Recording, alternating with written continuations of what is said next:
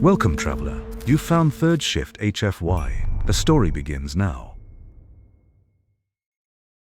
The great assembly dome shimmered with quiet light, its vaulted star map casting pale blue constellations over 1,000 watchful eyes. Every race present carried scars of the Velen Horde's expansion. Whole sectors burned, armadas shattered. In the central circle, envoy Veyra of the Threxel stood, his tall, amphibious frame glistened faintly, translucent skin showing the slow thrum of bioluminescent veins beneath. His voice carried through the chamber, calm yet edged with desperation. Honored Council, we begged Earth for soldiers. We begged them to stand with us against the Horde. Our fleets were broken. Our worlds burned. We asked for armies. He raised one webbed hand. The hololith swelled to show battlefields drenched in fire. Velen dreadnoughts tearing apart colonies, their plated hulls gleaming like mountains of iron. Earth agreed. They said they would send their finest. But when our transports opened, there were no battalions, no regiments, only a handful. Gasps rustled through the tiers. Delegates whispered in scorn. A handful? You begged for armies, and they gave you scraps. Typical human arrogance. Perhaps not arrogance, perhaps certainty. Envoy Veyra, state clearly for the record. What precisely did Earth send? Liraish lowered his gaze, voice tightening with something between awe and dread. They did not send soldiers. They sent executioners. The chamber fell silent. Even Crovan's scorn thinned to unease. Then the record demands testimony. Show us what that means. The hololith flickered, shifting. Shadows of armored humans appeared, faces calm, eyes cold. 4 figures stepping into war, not like men at arms, but like predators in human shape. Lyra Esh's voice trembled as the images sharpened. This is what we begged for, and this is what answered. The chamber's starlight dimmed as the testimony began.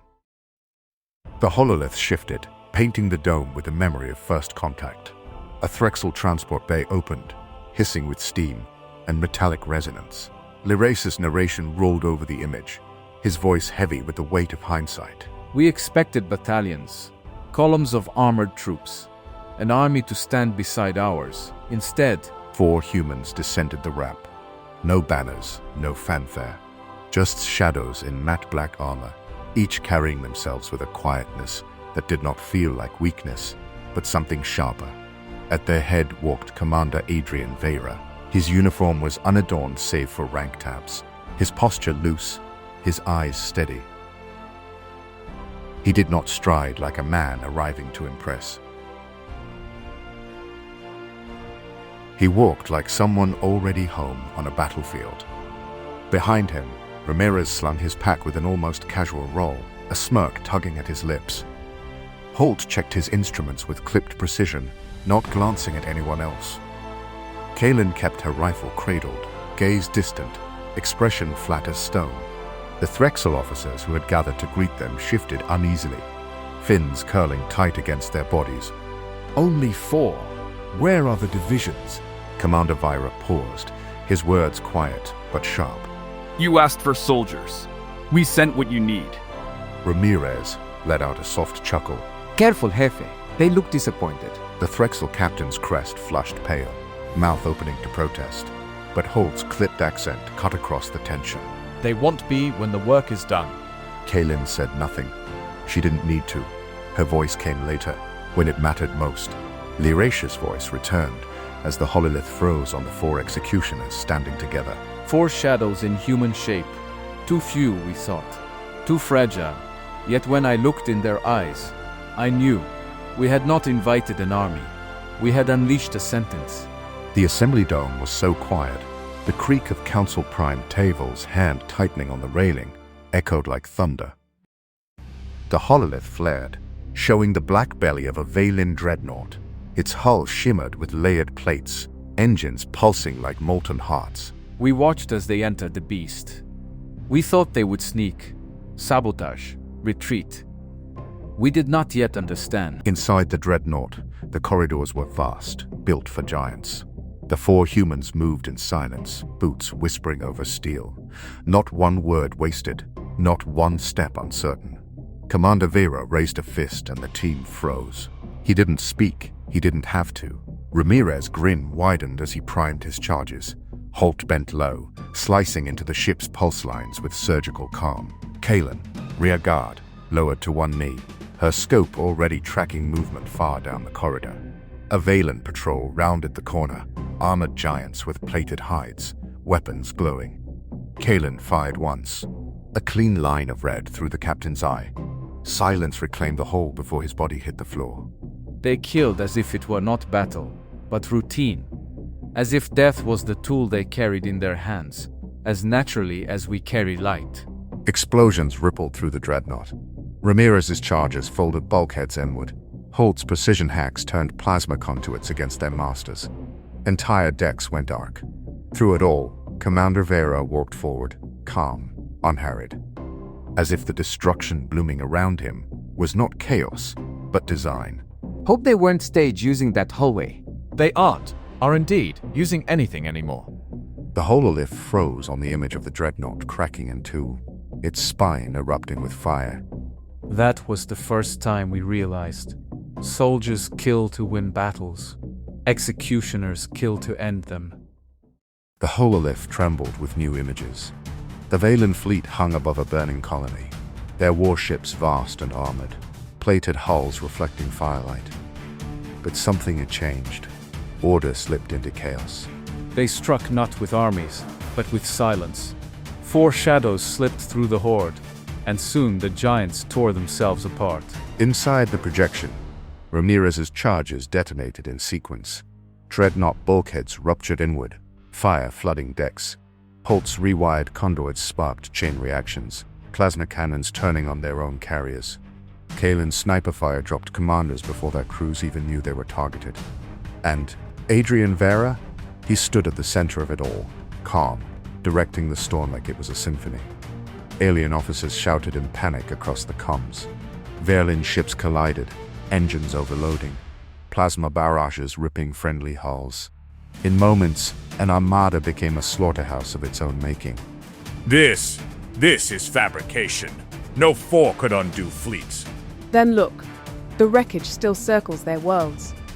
You cannot argue with ash. Liraich's voice cracked as the hololith froze on the image of burning warships falling from orbit. We thought we had asked for allies. Instead, we learned we had begged predators to hunt on our behalf. And they hunted. Well. The assembly fell silent. Even the Council Prime's deep voice did not rise to fill it. The hololift flickered out, leaving only the echo of collapsing fleets in the minds of the assembly. The dome was silent, heavy, as if the stars themselves had gone dim. Envoy Liraich lowered his gaze. His voice carried the weight of everything seen. When the last fire faded, nothing remained of the horde, but wreckage. We had begged for soldiers. What we received were executioners. 1,000 eyes turned toward the human's envoy, still standing at the edge of the chamber. Commander Adrian Veyra stepped forward, boots measured, face calm. He did not bow. He did not seek permission to speak. Commander, what do you call this? Victory? Annihilation? Veyra's eyes swept the chamber, steady and cold. His words landed like stones in still water. Perros fight for glory.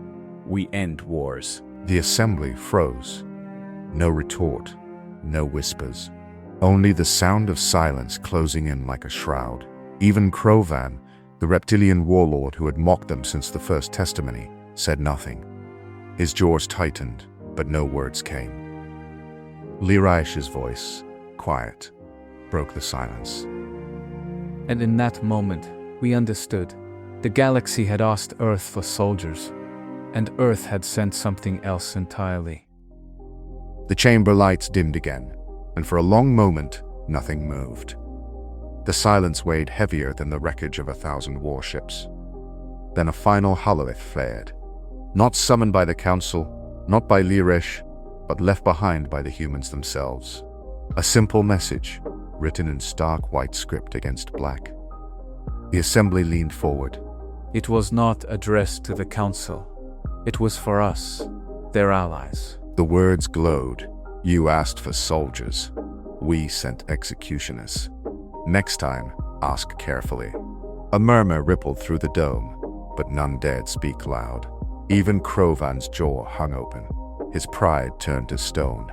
Council Prime Table read the words aloud, his deep voice cracking with unease.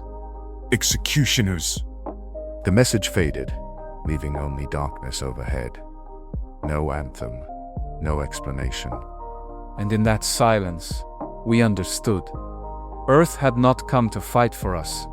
They had come to end what we could not. And they had done it without joy, without malice, without hesitation. The dome fell silent once more, not in judgment, but in fear. For the first time in centuries, the galaxy realized it had begged the Predator to hunt, and the Predator had answered.